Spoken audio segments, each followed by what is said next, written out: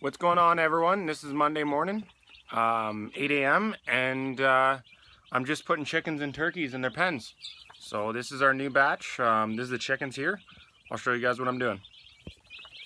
So here they are here. These are the chickens. There's a little water and stuff. And I put these sacks up the walls because there's little cracks and stuff and you don't want them slipping away. And you want to kind of keep any predator protection or predators away.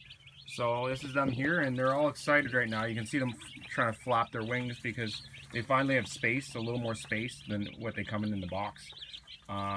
So yeah, so I just threw straw down, and what I did under it is I throw lime down, and it kills a lot of the stuff that the bad stuff after I've cleaned out the pen from last year.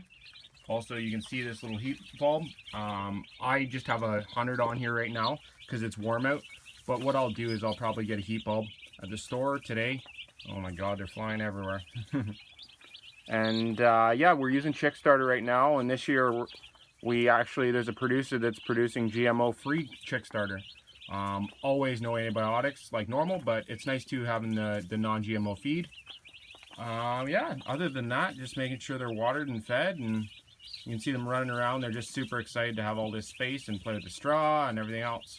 So yeah, they're happy chickens right now. I talked to you guys prior about my turkey starter. They're a little bit different. They need a higher temperature. So I do a little bit different of a system, and I saw that, or I posted that on my second video. But what I'll do is I'll show you guys a quick layout of that.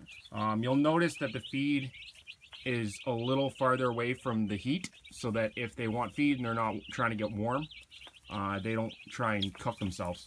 Same with the water. It's a little distance away from the heat so that they have that space. But other than that, let's go check out the turkeys. Here we go. This is my turkey starter. I talked to you guys prior about this. You can see them. They're about a day old. I'll get you guys in a closer look here. So there they are. They're all chilling and stuff. And there's the heat bulb. Turkeys, what happens is they like it a little warmer than chickens, so they like it about 95. So you'll notice that bulb is a little bit closer to the ground, and it's the heat bulb. And as I said before, the water is farther away from the heat bulb, and the feed is farther away, so that they can kind of decide whether they want to be near the heat or not. This way they have the choice. Other than that, it's pretty good.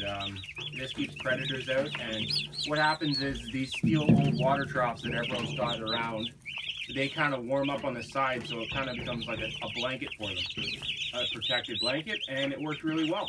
So that's chickens for the day.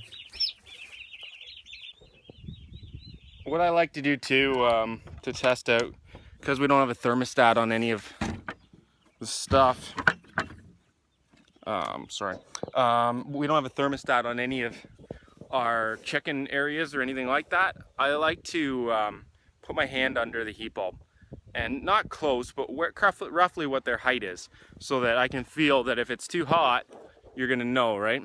And they're in a shaded barn that isn't super warm and insulated or anything like that, so they seem to be fine,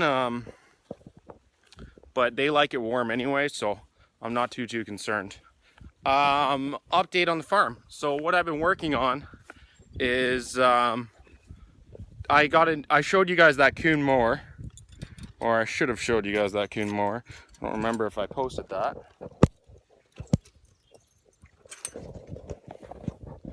I showed you guys that coon mower, and I just had to get that ready. It's a big mower, and just when you get newer equipment, it doesn't matter what you do or or how experienced you are, you have to fiddle with it.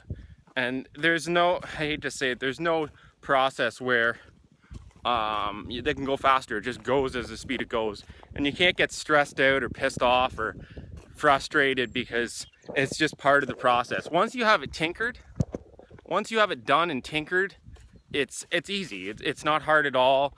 Well, not easy. It's easier, right? Everything, all you have to do is literally grease, make sure everything's good, do your checkups in the morning, and then go.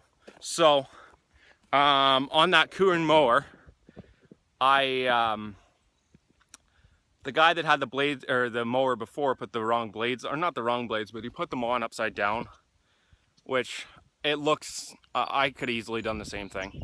I didn't know, my uncle actually pointed it out to me, and I was like, oh crap, better switch those out. So when you're doing blades on a mower, you always want to put newer bolts on it. So I put all new bolts on it, because what happens is they only have one side to thread them out. So the issue is if you put them on and you cheap out and you don't put new bolts on, they get rounded on the corners and you can't get them off. They're very, very difficult to get off, and then it's a big pain in the ass.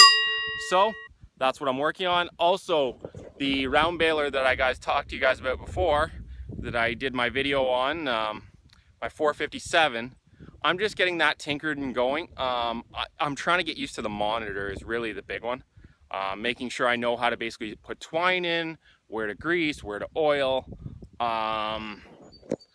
and yeah, getting used to that digital monitor, because it's completely different from the case that I had before. And I know that most John Deere equipment's about practicality, so once I get all the symbols and everything going and working, it'll be fast. But during that first kind of test run, it's not. It's slow. So I'm just getting used to that and getting that done, and that's kind of the process I'm in right now. I've got a little test field going on for the baler right now. You'll notice that as I walk through here, my hay is not cut. So we have a thunderstorm rolling in either tonight or tomorrow. So I'll probably cut Wednesday and try and rake Thursday, and with any luck be baling Friday. But I don't want to say that too loudly because it never goes to plan. But that's the plan. I'm gonna basically, the old rule is you do 3 rows on the outside. It helps the air get in and dry out the field. But for me, working a second job, it's not gonna happen. So I'm just gonna mow it all down. And I can do that with my mower because it's bigger. Like, it's 13.1 cutting. Oh, ducks flew off. It's 13.1 cutting distance. So it's a big mower, and I should be able to knock down a lot of acres relatively quickly when it gets going. A little bit of adjustment too. The PTO on it was designed for a shorter tractor. Landinis are weird. They have really long arms.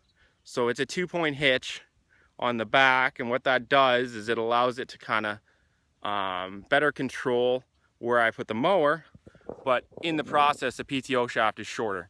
So I have to get that fixed and that done today too. So that's the plan. That's what I'm hoping to get done, and that's where I'm at. So if you guys like this video, enjoy the things I do, feel free to give it a thumbs up. Feel free to comment, let me know any information that you guys think, and don't forget to subscribe. I'm really trying to keep this so that it's just people that are enjoying it or doing it or enjoying my videos for what I do. I really don't want to go the route of spamming or anything like that or trying to do it. So you know what? I'm doing it for people to enjoy it. So if you want to find me, you got to find me on YouTube. I might do Instagram. I might do that.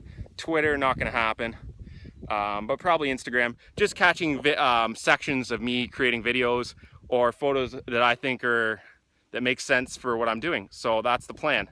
So guys, this is Young Gun Farmer 416 signing out for another day.